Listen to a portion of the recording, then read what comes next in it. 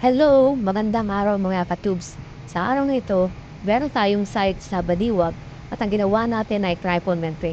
Bilib ako sa may-ari nito sapagkat naniniwala siya na malakas yung tubig nila ngayon, so kailangan niyang sumabay.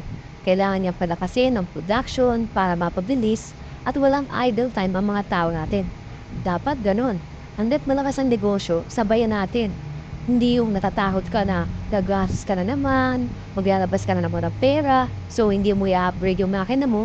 Pero ang nangyari, imbis na lumakas, humina ng humina dahil nga ang daming sayang na oras ang paghihintay dahil walang tubig, kapos yung production, kapos yung purified sa kanya. So, dahil nakaka 300, 400 sila at ayaw niya ng merong idle time, pina-triple membrane nila ang kanilang water station. Okay, so anong ginawa natin dito?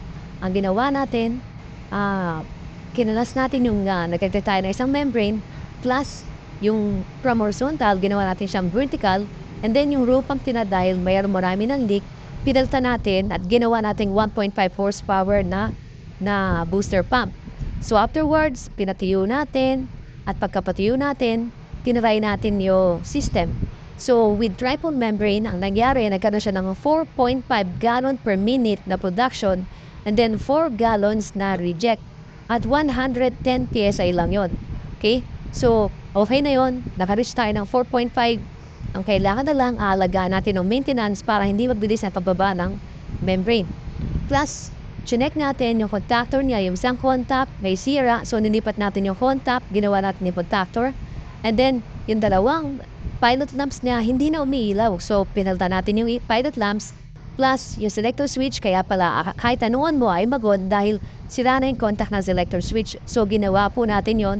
And ngayon, okay na po yung operation nila. Nag-automatic naman yung APC. Pagka walang gumagamit, namamatay siya. So, for today, job well done. Natapos po natin. Happy naman po yung customer natin.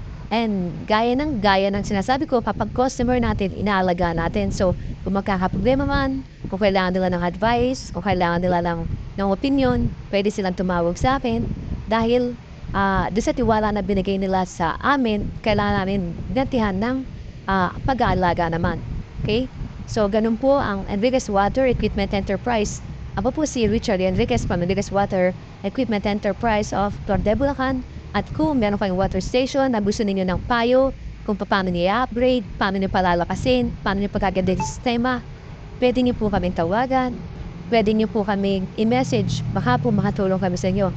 Okay? Meron po kaming branch sa Fairview, Dollar Street, North Fairview. Yung wet ko po nagmamanage nun sa mga filters, bote, pet bottles, meron po sila doon.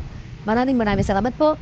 Till the next video, and gaya po na sinasabi ko is, think to improve yourself.